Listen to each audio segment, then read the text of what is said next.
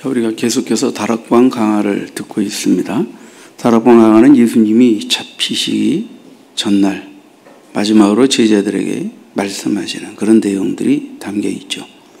그때의 분위기가 어떻습니까? 주님은 곧 떠나가실 것이다. 제자들을 떠나간다. 그러니까 제자들은 괜히 불안하죠. 걱정스럽죠. 두렵죠. 그러면서 주님은 끊임없이 그들에게 위로와 약속과 권면의 말씀을 베풀고 계세요. 오늘 우리는 이미 14, 15장을 걸쳐서 이제 16장 말씀을 나누게 되는데요. 16장 서두를 보시죠. 1절에 내가 이것을 너희에게 이름은 너희로 실족하지 않게 하려 함이니. 자, 제자들이 넘어지지 않도록 주님은 계속해서 뭔가를 지금 가르치시고 말씀하시고 권면하고 계시다 하는 것을 알 수 있습니다. 2절에 사람들이 너희를 출교할 뿐 아니라 때가 이르면 물은 너희를 죽이는 자가 생각하기를 이것이 하나님을 섬기는 일이라 하리라. 너희를 출교하고 너희를 죽이려고 하는 자들이 일어난다. 이것은 곧 너희들에게 박해, 핍박, 고난이 닥쳐오게 될 것이다 하는 것을 말씀하시는 것입니다. 그 제자들을 박해하고 핍박하고 죽이려고 하는 자들은 어떤 마음으로 그 일을 하느냐? 이것이 하나님을 섬기는 일이라 하리라. 이것이 하나님을 섬기는 일이라 하리라. 너희도 하나님을 섬기려고 하지만 너희를 죽이고 핍박하는 자들도 이것이 하나님을 섬기는 일이라고 생각하고 한다는 거예요. 우리는 이 땅에 많은 그리스도인이 있습니다. 다 하나님을 위해 일한다고 말합니다. 근데 거긴 이단도 있고 또 교회가 멀쩡하니 잘하다가 서로 싸움박질해서 찢어지는 교회도 있고, 예? 다 하나님을 위해 일한다고 그래요. 다 하나님을 위해 일한다고 그래요. 근데 실상은 그렇지 않지요. 그렇지 않죠. 믿는 자와 안 믿는 자의 충돌이 있고 믿는 자끼리도 성령 충만하지 않게 되면 육의 소욕으로 영의 소욕과 충돌을 일으키는 일들이 벌어지게 된다는 거예요. 예? 예수님은 이것에 대해서 뭐라고 말씀하십니까? 3절에 그들이 이런 일을 할 것은 아버지와 나를 알지 못합니다. 아버지와 나를 알지 못한다. 사람들을 출교시키고 죽이려고 했던 자들 중에 대표적인 인물이 사도 바울입니다. 사울. 그는 스데반이 순교당하는 현장에 있었습니다. 다메섹으로 대제사장의 영장을 가지고 가 그리스도인들을 잔멸하려고 했습니다. 그리고 그것을 그는 하나님을 위한 일이라고 생각했습니다. 성경은 말합니다. 그가 예수를 알지 못한다. 고로 아버지를 알지 못한다. 예수를 알지 못한다. 아버지의 마음을 알 까닭이 없지요. 왜 예수를 보내는지, 왜 예수를 믿어야 되는지를 모르는데 아버지의 그 긍휼과 용서와 사랑을 이해할 수 있겠습니까? 복음을 모르면 내 의와 내 열심을 따라 살려고 합니다. 그래서 세상에 보세요. 믿는 자나 안 믿는 자나 율법적 신앙생활을 하거나 안 믿는 자들은 다 자기 의를 쫓아서 삽니다. 욕심을 따라 탐심을 따라 삽니다. 죄를 짓고 삽니다. 나름대로 죄 안 짓고 고상하게 살려고 하는 사람들이 하는 일이 뭐냐면 자기가 가지고 있는 것을 가지고 남들 앞에서 괜찮은 사람으로 보이는 짓을 하는 거예요. 그게 선을 행하는 거죠. 구제하는 거죠. 구제. 근데 우리가 이 땅에서 잘 알다시피 가장 위선적이고 가장 치졸한 죄와 악이 구제하는 데에서 벌어집니다. 옛날 지난날 역사 속에서 복지원 사건들 많이 일어났어요. 가난한 자들, 병든 자들, 고아들 돌보기 위하여 복지사업을 하는 인간들이 정부 돈 끌어다가 그들 강제 노역시키고 멀쩡한 사람 환자 만들어서 노동 착취하고, 요즘으로 말하면 인권 유린 노동 착취, 그저 불법 온갖 짓을 다 거행하고 거기서 어떻게 사람들이 죽어나가는지도 모르는 짓들이 벌어졌습니다. 앞으로는 어디에서 많은 죄가 벌어질까요? 앞으로는 노인들이 많아집니다. 실버 산업이 특수를 누리게 될 거예요. 그래서 거기에 많은 사람들이 사업을 합니다. 그 분야에서. 근데 특히 실버산업, 노인을 돌보는 사업에 뛰어드는 사람들 중에 많은 사람들이 나름대로 복지의식을 가지고 신앙을 가지고 그 일을 하는데 거기에 욕심이 들어가면 어떻게 되겠습니까? 노인이 보살펴야 할 어른을 보이고 죽어져가는 한 영혼을 구원해야 할 생명으로 보입니까? 내 밥벌이의 도구로 보일 뿐이죠. 무슨 일이 벌어지겠습니까? 무슨 일이 벌어지겠습니까? 거기서 앞으로. 응?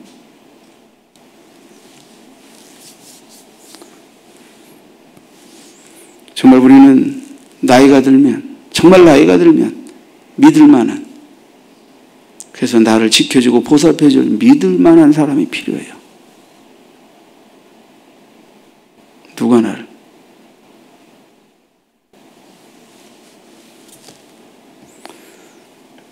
우리 최영님이 교회에서 같이 동역자로 충성하던 한 권사님이 암에 걸려서 수술을 받았어요. 꼭 내 옆에 있어 달라는 거예요. 나이 차이가 있어서 언니인데 언니는 꼭 내 옆에 있어야 된다는 거예요. 다른 사람 필요 없어요. 언니가 꼭 내 옆에 있어요. 간병에도 다 붙였어. 그래도 언니가 있어야 된다는 거예요. 서로 사랑하고 신뢰하고 함께 희생하고 충성하면, 그리고 그 신뢰감이 쌓이면 다른 사람이 필요한 게 아니에요. 믿을 만한 사람, 나를 끝까지 위로하고 지켜줄 사람, 하나님 앞에 내 영혼이 인도될 때까지 내 믿음이 식지 않도록, 내가 흔들리지 않도록, 내가 그 고난을 잘 이겨내도록 위로해 줄 자를 필요로 하게 하는, 필요로 여기게 되는 거예요. 누가 믿을 만한 사람이에요? 지금은 부모가 자식을 믿지 못하고, 자식이 부모를 믿지 못하고, 남편이 아내를 믿지 못하고, 아내가 남편을 믿지 못하게 만드는 세상입니다. 이런 모든 불신을 치료하고 서로 믿을 수 있고, 서로 사랑할 수 있고, 서로 이해할 수 있고, 서로 포용할 수 있고, 인생이 나이 들에 따라 순리대로 감에 있어서 우리가 덕도 보고 희생도 치러야 하는 것에 대해서 정직하게 십자가를 칠 수 있는 믿음을 갖게 하는 것은 오직 진리, 오직 예수, 오직 성령의 힘 외에는 다른 방법이 없다는 것을 여러분 아셔야 합니다.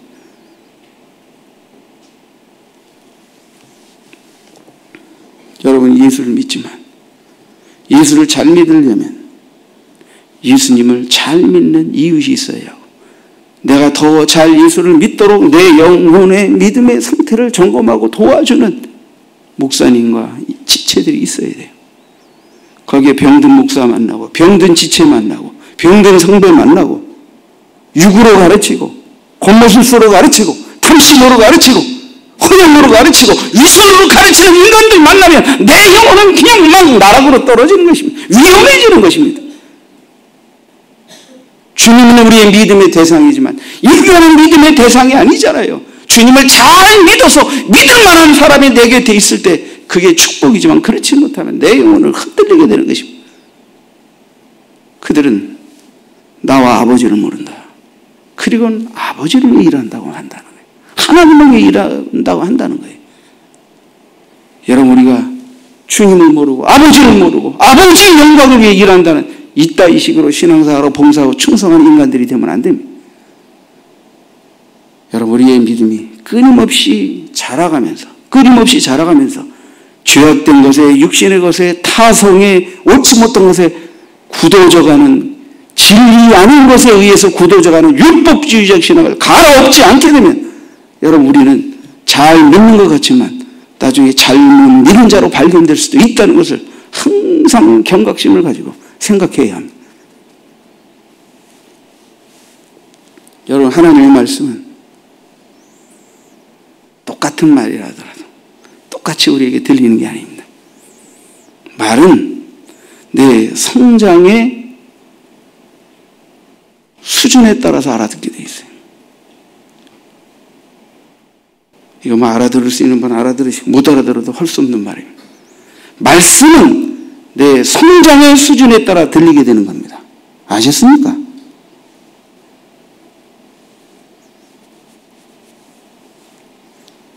여러분들이 성경을 많이 읽고 설교를 많이 들었다고, 내가 하나님의 말씀 모두 다 잘 알아들었다고 생각하시면 큰 오산입니다.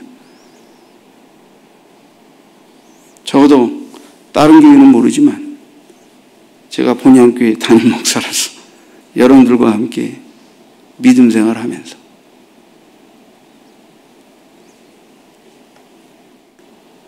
지금까지 전한 것으로도 저는 아직 다 여러분에게 다 말씀드리지 못했습니다. 또 다른 말로 하면 여러분들이 다 알아듣지 못했습니다. 그러니까 저는 아직 여전히 여러분에게 할 말이 있습니다. 하나님이 하게 하신 말을 다시 해야 할 그 무엇이 여전히 남아 있습니다. 왜 그렇습니까? 말하게 하신 것을 다 알아듣고 새롭게 말하게 하신 것을 전하고 이러면 얼마나 좋겠습니까? 왜 반복이 필요합니까? 왜 한 말을 또 해야 합니까? 못 알아듣는 자가 있고 알아들을 수도 없고 알아들을 때가 돼야 알아듣기 때문에 계속 말하는 것입니다.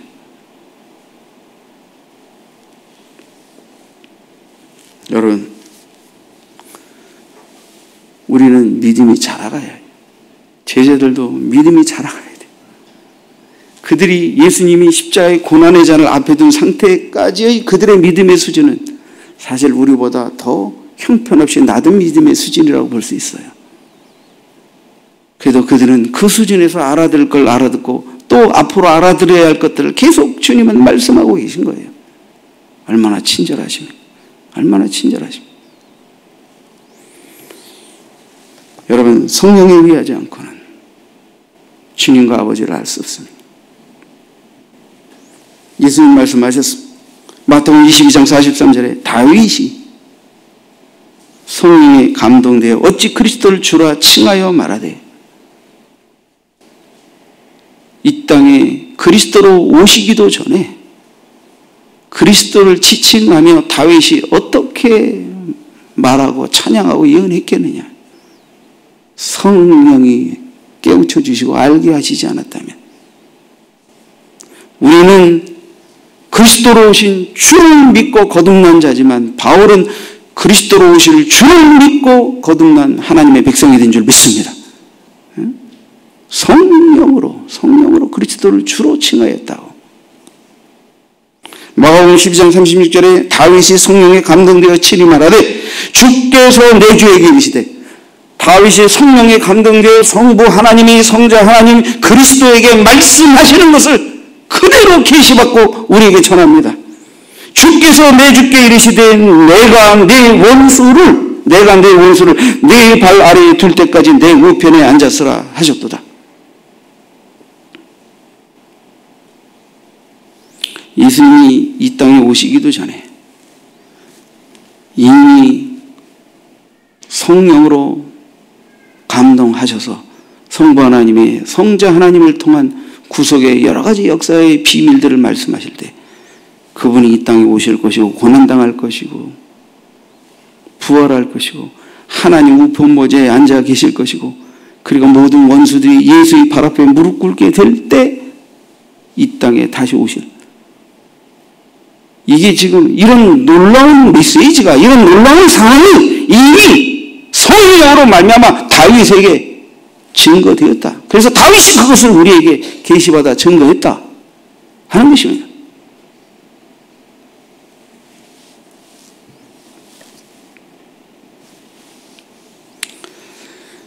성경은 말합니다. 성령으로 아니하고는 누구든지 예수를 주시라 할 수 없다. 주시라 할 수 없느니라. 고린도서 12장 3절 말씀. 누구든지 성령에 의하지 않고 그리스도를 주시라 할 수 없다. 여러분이 주님을 주님이라고 그리스도를 주님이라고 고백하는 이 믿음이 성령에 의한 축복이라는 것을 믿으시기 바랍니다.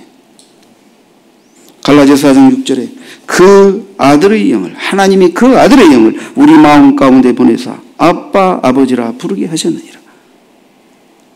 아들의 영이신 성령을 우리에게 아버지께서 보내셔서 하나님을 아빠 아버지라 부르게 하셨다는 거예요. 누가 하나님을 아버지라고 부를 수 있겠습니까? 여러분 밖에 나가면 아는 어른한테 아버지라고 부릅니까? 나를 낳아두신 부모님께만 아버지라고 부르지. 나를 낳아주신 부모님께만 아버지라고 부르시지. 성령으로 나를 낳으신 영의 아버지에게만 아버지라고 부를 수 있는 것입니다. 그러므로 성령에 의하지 않고는 하나님을 향해 아버지라고 나오지 않는 것입니다.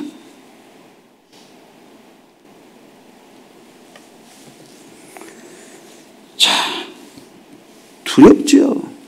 걱정스럽죠. 고난이 이어진다고 하니까. 그런 제자들에게 예수님은 내가 떠나가는 것이 너희에게 유익하다. 왜냐하면 내가 떠나가야 보혜사를 내가 너희에게 보내줄 것이기 때문이라. 내가 떠나가지 않으면 보혜사가 너희에게 오지 않는다. 내가 떠나가야 보혜사가 온다.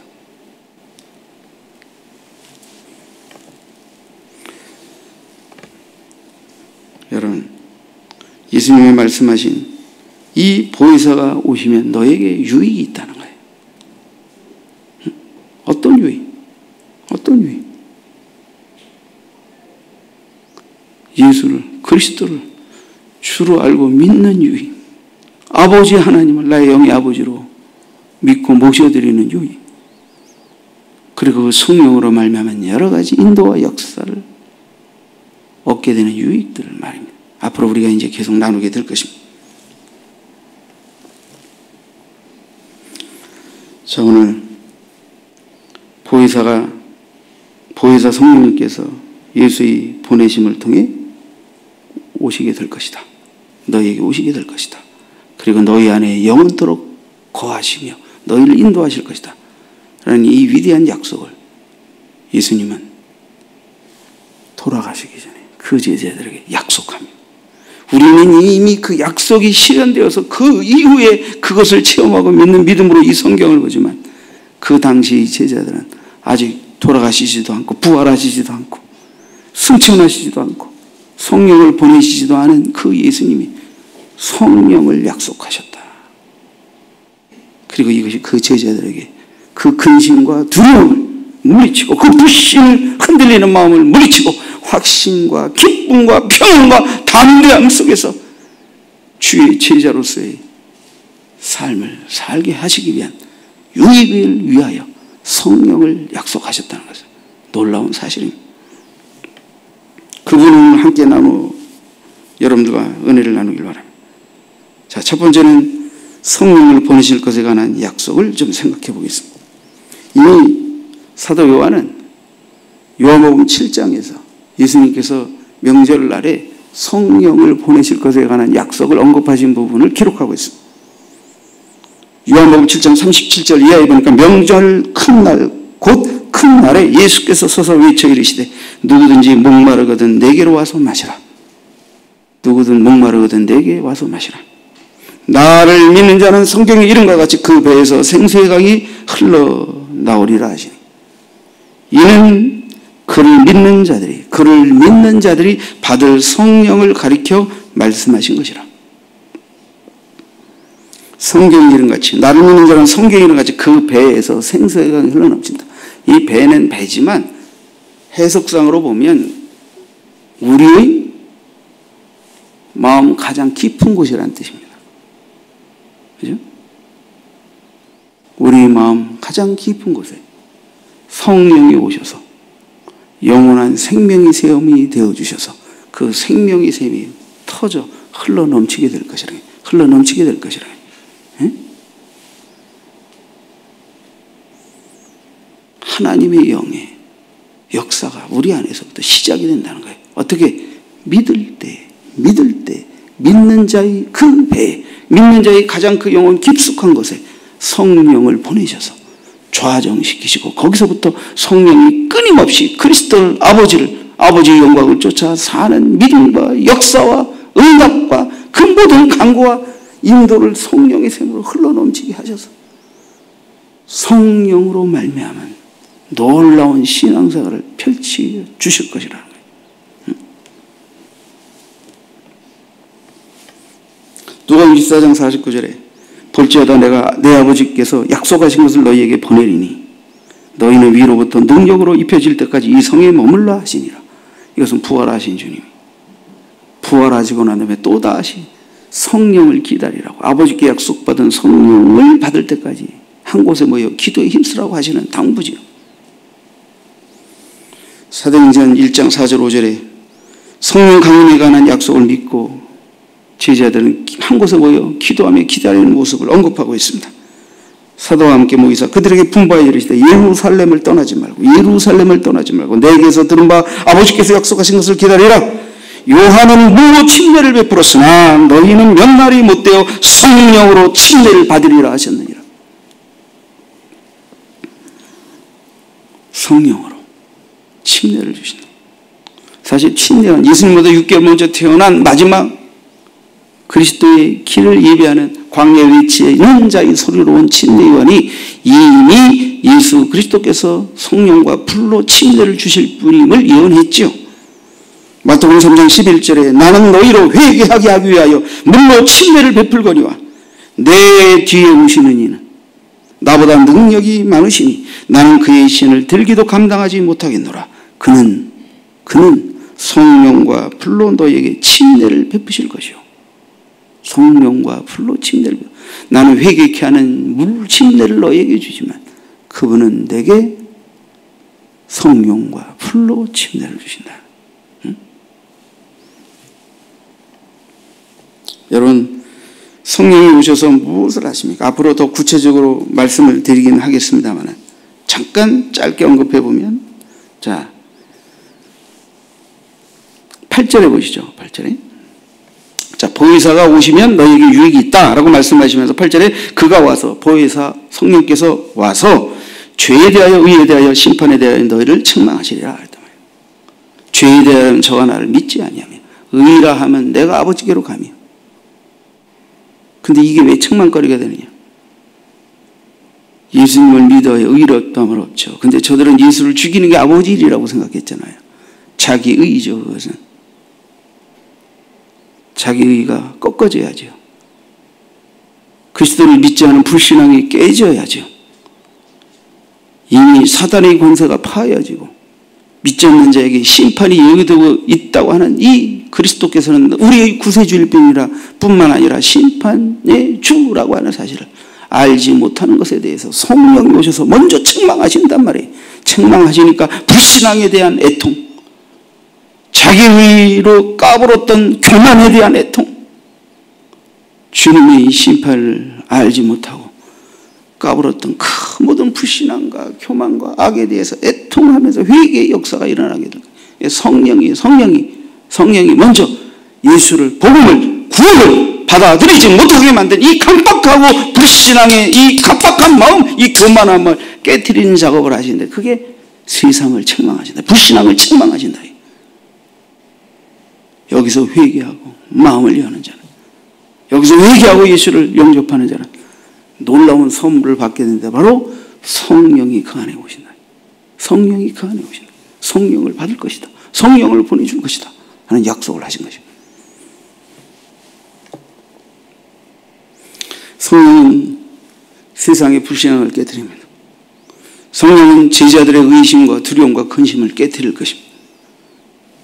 그리고 믿는 자들에게 구원의 보증이 되어주실 뿐 아니라 제자들의 믿음을 계속해서 도우시고 견인하실 것입니다. 두 번째, 오신 성령은 영원히 너희 안에 거한다고 하는 약속을 하셨습니다. 예수께서는 성령 감임에 관하여 이미 14장 17절에 말씀하셨어요. 저는 너희와 함께 거하시며 저는 너희와 함께 거하시며. 신학적으로는 에이스라고 하는 말, 이게 영어로는 인인데 인. 우리가 예수님을 믿는다 그러면 I believe Jesus 이렇게 말하지 않고 believe in이라는 말을 거기다 붙여요. in. 이 헬라어로 에이스인데 믿는데 우리가 믿는 그분은 우리 안에 거하여 있다는 거예요. 성령은 우리 안에 거하여 영원토록 계시면서 우리가 자녀됨을, 하나님의 자녀됨을 인쳐주시고 그 믿음을 포기하지 않고 그 믿음을 버리지 않고 그 믿음 안에서 자라가도록 진리 가운데로 우리를 인도하실 것이라. 성령이 그렇게 오신다는 거예요. 우리 안에. 신약의 성도들은 이전 시대와 다르게 이제 성령과 더불어 새로운 관계 속에서 성부 하나님과 성자 하나님과의 관계에 들어간다는 것을 주님은 약속하셨어요. 이미 14, 15절에 성령에 관하여 주께서 하신 말씀들이 몇 구절이 있습니다. 그것들을 살펴보면서 또 16장에서 말씀하신 성령에 관한 말씀들을 한번 점검해 보겠습니다. 특별히 성령이 우리 안에 거하셔서 어떻게 성부, 성자, 성령 하나님이 뗄래야 뗄 수 없는 신자들과의 연합의 관계를 이루어 가시는가 하는 관계성의 측면에서 말씀들을 좀 주목해 주시길 바랍니다. 요한복음 14장 16, 17절입니다. 찾아볼까요? 그 앞에 본문이니까. 14장 16, 17절입니다. 16절에 보니까 내가 아버지께 구하겠으니 그가 또 다른 보혜사를 너희에게 주사 영원토록 너희와 함께 있게 하리니 영원토록 너희와 함께 있게 하리니 그는 진리의 영이라 세상은 능히 그를 받지 못하나니 이는 그를 보지도 못하고 알지도 못함이라 그러나 너희는 그를 아나니 그는 너희와 함께 거하시며 또 너희 속에 계시겠음이라. 성령은 보혜사로 이 땅에 오신 주님과 같이 그 주님이 떠나시며 또 다른 보혜사로 우리에게 오신다. 보혜사라는 말은 위로자라는 뜻입니다. 상담자, 곁에 오신 자, 함께 하시는. 예수님이 임마누엘 하나님을 우리에게 오셨듯이 주님이 떠나가시자 성령이 우리에게 다시 그리스도의 영으로, 아버지의 영으로, 그죠? 임마누엘 하나님, 임마누엘 주님의 우리와 함께 하심을 실현하시며 성령이 우리 안에 영원토록 오셔서 거하시겠다, 함께 하시겠다는 것을 주님은 약속을 주신 것입니다. 그래서 성령님은 보혜사라, 보혜사. 14장 25, 26절을 보시죠. 25, 26절. 내가 아직 너희와 함께 있어서 이 말을 너희에게 하였거니와 보혜사 곧 아버지께서 내 이름으로 보내실 성령 그가 너희에게 모든 것을 가르치시고 내가 너희에게 말한 모든 것을 생각나게 하리라. 가르치시고 생각나게 하리라. 가르치시고 생각나게 하리라. 그 성령이 우리 안에서 예수께 들은 모든 말씀을 때에 맞게 시에 맞게 생각나게 하시고 가르치시고 깨우치실 것이다. 왜냐하면 지금 제자들은 주께 가르침을 받지만 주님이 아직 죽으시고 부활하시고 승천하시고 성령을 보내주신 그 약속에 가는 것들이 이루어지지 않았기 때문에 아직도 의심스럽고 불안하고 염려스럽고 믿지 못하는 것들이 많이 있지요. 그러나 이제 그런 것들이 차곡차곡 그 약속의 성취를 체험하고 난 다음에 그때 그렇게 말씀하신 것이 그것이었구나, 그 뜻이었구나, 이게 다 알면서. 예를 들면 베드로는 내가 이제 너희를 떠나갈 것이다 하니까 누가 주님을, 정말 좀 우리식으로 표현하면 누가 주님을 죽입니까? 누구 주님이 어디로 가시든지 나는 갑니다. 거기 있겠습니다. 주님이 죽는 곳에 나도 있고 정말 죽기까지 주를 따를 것이라고. 그러면 자기나 끝까지 주님을 따르겠습니다 이렇게 말하면 되는데 다른 자들은 다 버릴지라도 나는 주님을 안 버리겠습니다. 여기까지 간 거죠. 요게 사탄의 시험의 틈이 돼버린 거예요. 여러분 항상 우리가 믿음을 말할 때 나는 주와 교회를 위해 죽도록 충성하겠습니다. 이렇게만 고백하십시오. 다른 영놈들은 다 배반하고 떠나갈지라도 나는 죽도록 충성할 것입니다. 이렇게 장담하면 여기에 사탄이 딱 들러붙어서 그때부터 시험을 가져다 주는 거예요. 그냥 하나님 앞에 내 길을 가시라는 얘기예요. 내 고백을 하란 말이에요. 그래 흔들리는 사람이 있으면 흔들리지 않도록 기도하고 넘어질 일이 있으면 넘어지지 않도록 붙잡아주고 그렇게 하란 말이에요. 다른 놈들은 다 자빠져도 저만은 끝까지 갈 겁니다. 근데 베드로가 계시바의 앞에 주를 부인하고 저주하며 욕하며 부인하고 나서 새벽때 알고 보니 그것이 새벽때 알게 오기 전에 네가 세 번 나를 부인할 것이라는 게 생각나. 나가 통곡을 하지 않습니까? 통곡을 하지 않습니까? 응? 부활의 주를 만났어요. 주님은 베드로를 만나주시고 마리아를 만나주고 제자들을 만나주셨어요. 그래도 베드로의 마음에 눌리는 게 있어요. 뭐가 해결이 안 됐습니까? 계집아이 앞에서 주를 부인했다는 것 때문에. 부활의 주를 만나고 얼마나 기쁨과 환희에 차서 감격스러워야 함에도 불구하고 그 주님을 부인했었다는 자책감이 그 영을 누르니까 베드로가 평안이 없어요. 물고기나 잡으러 가야 되겠다 이러지 않습니까? 근데 베드로를 부르신 그 디베라 바닷가에 부활하신 주님이 다시 나타나 잡은 것이 없지만 그죠? 말씀에 의지하여 그물을 내릴 때 큰 기적을 만나고 주여 나는 죄인입니다. 나를 떠나서서 두려워 말라. 내가 이후로는 사람을 낚으리라 하면서 부름받은 그 베드로가 3년여간에 주님을 쫓았다가 또다시 그 배에 밤이 맞도록 물고기 그물질하는데 잡히질 않아요. 응? 오른편에 그물을 던져라.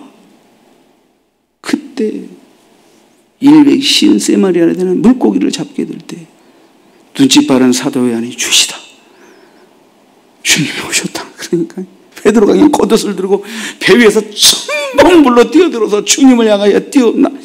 영화의 한 장면 같지 않습니까? 영화의 한 장면 같지 않습니까?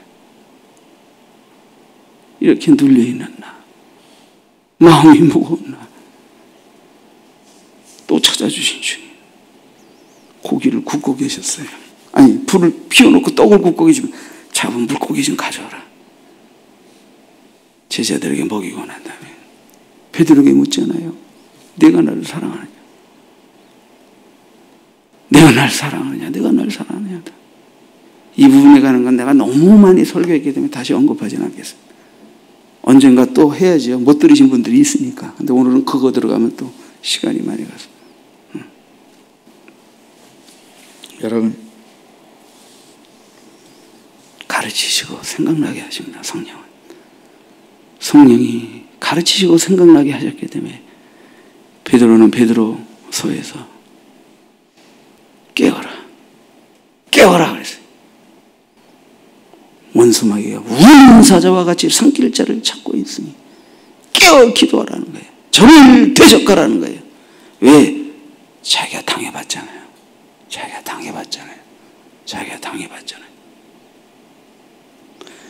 여러분, 성도들이 믿음을 가지고 깨어 기도하면서 신앙생활 잘해도 내가 어떻게 품는 생각이, 어떻게 내뱉는 말이 너에 대해, 하나님에 대해, 진리에 대해, 목회자에 대해, 아내에 대해, 남편에 대해 어떻게 생각하고 내뱉는 그 말 속에서 사탄의 틈이 벌어지는지를 잘 영분별을 못할 때가 많아요. 사탄은 그냥 오는 게 아니에요. 막무가내로 막 우리가 틈을 내지고 어서 오시옵소서 하니까 들어오는 거예요. 근데 단지 내가 직접 마귀님 와서 날 다스려 주십시오 이렇게 말하지 않을 뿐이지요. 말씀을 거절하고 성령의 뜻을 거절하고 하나님의 구속의 뜻 앞에서 하나님을 사랑하고 이웃을 사랑하는 그 진리를 따라 살아가고 진리를 따라 말하고 진리를 따라 행하는 것에서 역행하는 그 어떤 것들의 틈이 마귀의 공격을 불러오는 겁니다. 불러오는 겁니다. 그러나 우리가 이미 우리 안에 말씀이 있으니까 성령이 어디서 속았는지 어디서 실수했는지 어디에서 문제가 있는지를 탁탁탁 짚어대니까 우리는 빨리빨리 회개하고 빨리빨리 죄를 뉘우치고 빨리빨리 성령의 은혜를 회복하고 제자리로 돌아와서 또 주님 앞에 성령의 은혜 가운데서 신앙생활 할 수 있는 은혜를 잊게 되는 거죠. 누가 하십니까? 성령이 가르치시고 성령이 생각나게 하시고 성령이 도우시는 것입니다.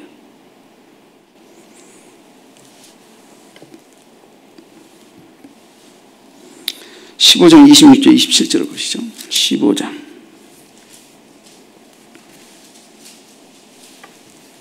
내가 아버지께서 너희에게 보낼 보혜사 곧 아버지께로부터 나오시는 진리의 성령이 오실 때 그가 나를 증언하실 것이요. 그가 나를 증언하실 것이요. 성령이 예수를 증거해 주신다. 왜 예수님이 성령으로 거듭나야 한다고 말씀하신 그 이유를 알아야 합니다. 성령이 예수님이 누구신지를, 예수님이 죽으심과 부활이 무엇인지를 성령이 내 안에 증거해 주셔야 한다. 그걸 믿어야 된다. 그 증거가 있어야 된다. 성령의 증거는 예수의 가르침에 대한 믿음뿐 아니라 때로는 내적 확신과 여러 가지 증거들을 주십니다. 우리에게 성령의 증거가 없으면 믿음을 갖기도 어렵고 유지하기도 어렵고 믿음의 활력을 가지고 신앙생활하기 어렵습니다. 자, 16장에서 하신 말씀을 이제 보십시다. 7절부터 보시죠. 7절. 자, 그러나 내가 너에게 실상을 말하노니, 실상이라는 아레테이아라는 이 원래 진리라는 뜻인데 여기서는 진실, 진리. 그러니까 실상으로 번역했지만 내가 너에게 말하는 이 진리, 이 진실을 내가 말하는데 내가 떠나가는 게 너희에게 유익이라. 내가 떠나가지 않으면 보혜사가 너희에게로 오시지 아니할 것이요 가면 내가 그를 너희에게로 보내니. 8절에 그가 와서 죄에 대하여 의에 대하여 심판에 대하여 세상을 책망하죠. 성령에 의해서 세상을 책망하죠. 9절 이하에 뭐 죄를 대하여는 나를 믿지 않으며 쭉 이제 말씀하시죠. 그러니까 성령으로 말미암아 죄와 심판에 대해서 책망을 하시면서 증거하실 거예요. 여러분, 죄가 뭔지 모르면요 회개도 못하는 거예요. 왜 예수님이 십자가에 돌아가시고 부활하시고 그 대속의 의미를 아무리 전해도 무엇 때문에, 죄 때문에, 죄가 무엇인지, 죄로 말미암아 멸망한다는 게 무엇인지를 가르쳐야 합니다. 증거해야 합니다. 모르면 못 믿는 거죠. 모르면 못 믿는 거죠. 그렇죠? 16장 12, 13절을 보시죠. 16장 12, 13절. 내가 아직도 너에게 이를 것이 많으나 지금은 너희가 감당하지 못하리라. 그러나 진리의 성령이 오시면 예수님이 가르쳐도 다 믿지 못하고 감당하지 못하는 그 제자들이 이제 진리의 성령이 오시면 그가 너희를 모든 진리 가운데로 인도하시리니 그가 스스로 말하지 않고 오직 들은 것을 예수께서 하신 것을 말한다 이 뜻이에요. 들은 것을 말하며 장래일을 너희에게 알리시리라. 그래서 예수님은 가셔야 하고 성령이 오시면 너희에게 더 유익하다는 거예요.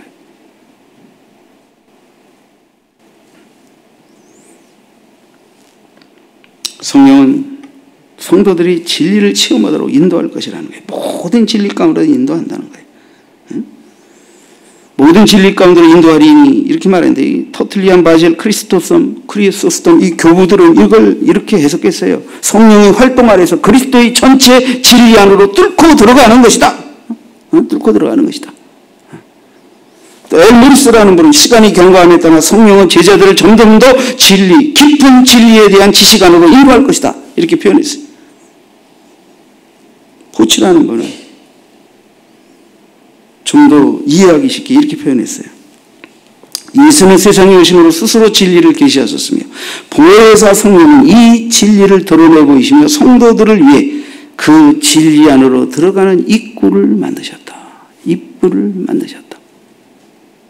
그래서 이 입구를 통과하여 들어가면 성령이 예수에 대해 하나님에 대해 무한 진리의 모든 것에 대해 시마다 때마다 적절하게 깨우치고 가르쳐 주실 것이다. 성령으로 말미암아 가르침받는 그 세계 입구를 들어간다. 그게 성령이 오신 것이고 성령이 내주하는 것에 대한 또 다른 의미적 표현입니다.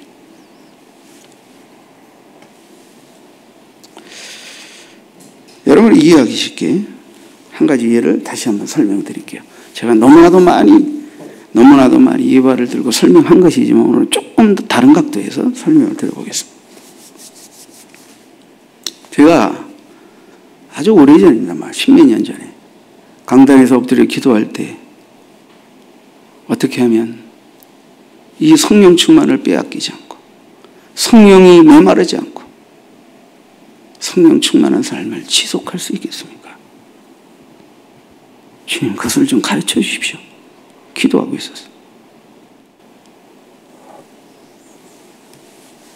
근데 성령께서 제 마음에 질문을 걸어오셨어요. 처음에는 어떤 모습을 떠오르게 하셨습니다. 산이 하나 있는데 이렇게 산 등성의 중간 중턱에 샘이 하나 있는데 그거를 제게 보이시면서 성령께서 질문을 거셨습니다. 물은 어디서 어디로 흐르냐? 유치원 수준의 질문을 성령께서 저에게 걸어오시는데, 그래도 성령님께서 물으시는 거니까 기분은 썩 유쾌하지 않았지만 위에서 아래로 흐릅니다. 물은 어디에서 어디로 흐릅니까? 제가 여러분에게 이거를 물으면 저기 있는 유치부 애들에게나 던지는 질문이지, 여러분에게 계속 이거를 물으면 인격 모독, 그죠? 지성 모독으로 기분이 편치 않으실 거예요. 근데 그 다음에 성령께서 저에게 하신 말씀이 압권입니다. 내가 물었잖아요. 어떻게 하면 지속적으로 성령이 충만하고 성령의 메마름이 없는 신앙생활을 할 수 있겠습니까? 라고 물었잖아요. 그랬더니 성령이 저에게 그 다음에 하신 말씀이 뭐냐면, 너를 통하여 성령이 흘러넘치도록 네 마음의 문턱을 끊임없이 낮추라 라고 말씀하셨어요. 다시 말하면 교만하면 안 된다는 거예요. 교만한 마음의 문턱을 높이는 것이고, 겸손은 끊임없이 내 마음의 문턱을 낮추는 거예요. 그러면 네 안에서 성령이 넘치고 그것이 밖으로 흘러나간다. 은혜를 끼친다는 건 은혜를 받고 은혜를 끼친다는 건 그와 같습니다. 내 마음의 문턱이 낮아지고 겸손해지면 계속 성령 충만할 것이고, 너를 향하여 내가 겸손하면 나를 통하여 성령이 나가지만, 내가 너를 향하여 교만하며 마음의 문턱을 높이면 성령이 흘러나가지 않고 육이 나가게 되는 것입니다. 그러니까 남을 치고 공격하고, 그러니까 상처를 주고받게 되는 거예요. 이게 부부 가운데도 이런 일이 벌어지게 되는 거예요. 그렇죠?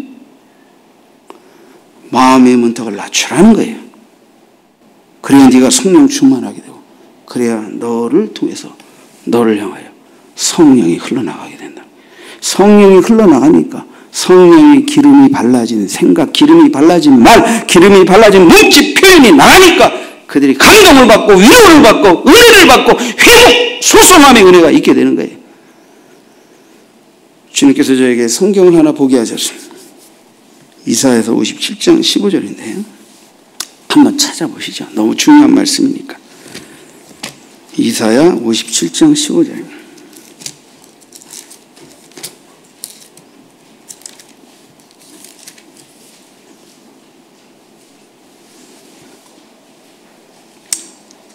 이사야 57장 15절 찾으시고,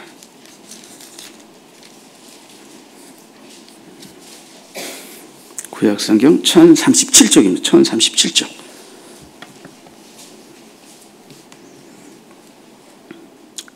15절은 지극히 존귀하며 영원히 거하시며 거룩하다 이름하는 이가 이와 같이 말씀하시되, 내가 높고 거룩한 곳에 있으며 또한 통회하고 마음이 겸손한 자와 함께 있나니, 이는 겸손한 자의 영을 소생시키며 통회하는 자의 마음을 소생시키려 함이라.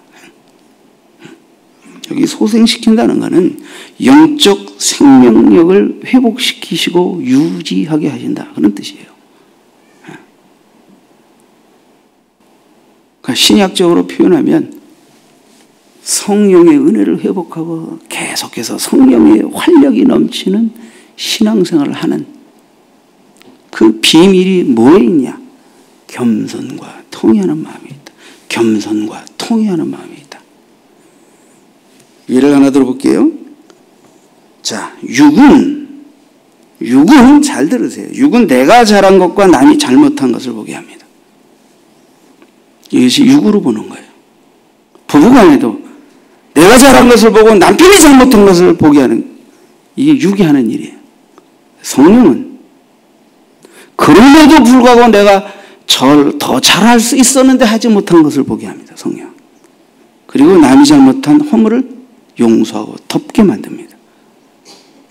자, 성령은 누가 잘했냐 잘못했냐로 싸움박질하게 하시지 않고, 이건 육이 하는 일입니다. 내가 잘했다고 하고 네가 잘못했다고 하니까 싸우는 거 아니에요. 근데 성령은 남이 잘못한 것, 아내가 잘못한 것, 남편이 잘못한 허물을 덮고 내가 더 잘하지 못한 미숙함을 통하여 회개하게 하십니다. 이게 성령이 하시는 일이에요. 원수도 사랑하는 말, 원수를 위하여 기도하라는 말은 딴 말이 아닙니다.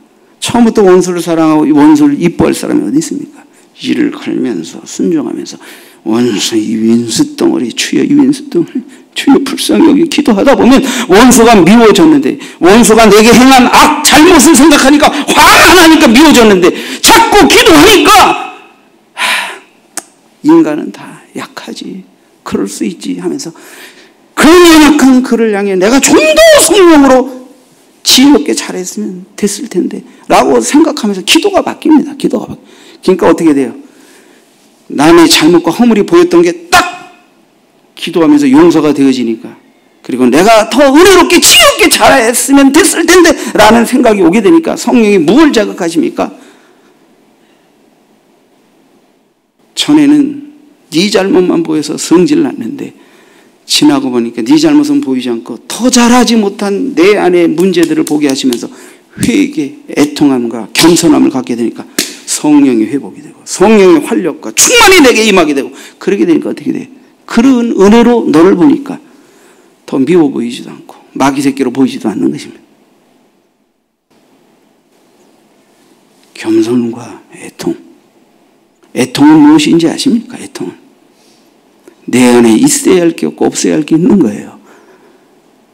내 안에 육적 충만을 십자가에 못 받고 성령 충만하지 못한 연약한 모습 앞에 애통하며 기도할 때 성령의 회복, 영적 활력의 회복을 얻는 거예요. 성령께서 저에게 그걸 지도하신 것입니다. 마음의 문턱을 낮추어라, 겸손해라. 마음의 문턱을 낮추어라, 겸손해라.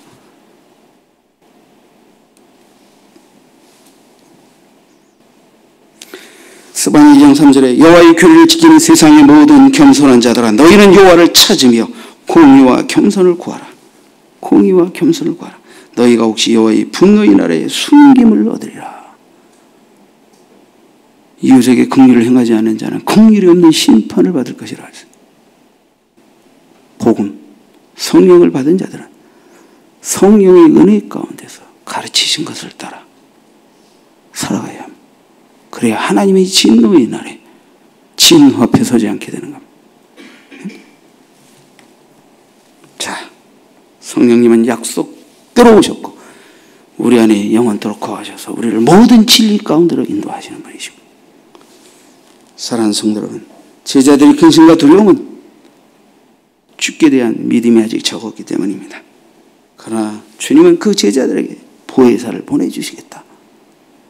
그들이 두려움과 근심을 물리치고 그들에게 확신을 주시고 그리고 담대케 하시고 그리고 내가 너희에게 가르친 모든 것 미처 너희들이 믿지 못하고 깨달지 못했던 모든 것들을 생각나고 가르치고 그리고 두려움 없이 증인이 되어 사는 삶을 성령으로 말미암아 살게 하겠다는 것을 약속하십니다. 여러분, 성령을 약속하셨고 우리 안에 오신 성령을 영원토록 우리 안에 내주하시면서 모든 진리를 가르치고 인도하시겠다는 이 약속은 이미 우리 안에 실현되어 있습니다. 이 성령님, 이 성령을 주신 것은 얼마나 큰 선물입니까? 제자들이 성령이 있는 거로 귀신도 쫓고 병든 자를 고칠 때 우쭐해가지고 놀래가지고 주님 우리가 예수 이름으로 명령하니까 귀신도 쫓겨나가고 병든 자도 나터이다 막 그러면서 우쭐우쭐했잖아요. 그러니까 이런 것들로 인해 기뻐하지 말라. 너희 이름 석자가 하늘나라 생명체에 농명된 것을 인하여 기뻐하라. 우리가 성령의 능력으로 무슨 역사를 일으키는 것을 기뻐하기 전에 성령이 우리에게 오시고 성령이 우리에게 인쳐주시고 성령이 우리에게 주님을 알게 하시고 주님을 가르쳐 주신 것을 기뻐해야 할 줄 믿습니다. 여러분, 이 주님을 알고 주님을 기뻐하고 아버지의 마음을 성령으로 말미암아 깨우치지 않으면 성령이 주신 능력으로 성령의 일을 하다가 망하는 자들이 될 수도 있어요. 예수를 모르니까 아버지의 마음을 모르니까 능력이 나타나고 우쭐해가지고 이 교만이 찾아들어가지고 정신 못 차립니다. 주님은 그걸 인해서 기뻐하라고 하시지 않았어요. 성령이 너희에게 오신 것을 기뻐하라. 성령이 너희에게 오신 것을 기뻐하라. 성령이 가르치는 것을 인하여 기뻐하라. 성령이 우리를 도구로 하여 성령의 나타남과 역사로 복음을 능력 있게 증거케 하시는데, 그걸 내가 무슨 능력이나 대단하게 받아가지고 깝죽거리는 인간으로 착각하기 시작하면 교만이 찾아들고 사탄의 영이 시주영하게 되죠. 그러면 안 된다는 거예요. 그러면 안 된다. 여러분, 어떤 문제가 있으십니까?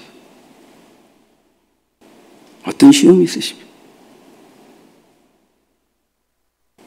무릎 꿇으시고 성령님 가르쳐 주세요. 인도해 주세요. 깨닫게 해주세요. 보게 해주세요. 육으로 보고 육으로 느끼고 육으로 마다한 것들을 십자가에 못 박고 성령으로 보고 성령으로 느끼고 성령으로 말할 수 있는 지각의 은혜를 주세요. 성령의 인도를 받으시기 바랍니다. 기도하십시다.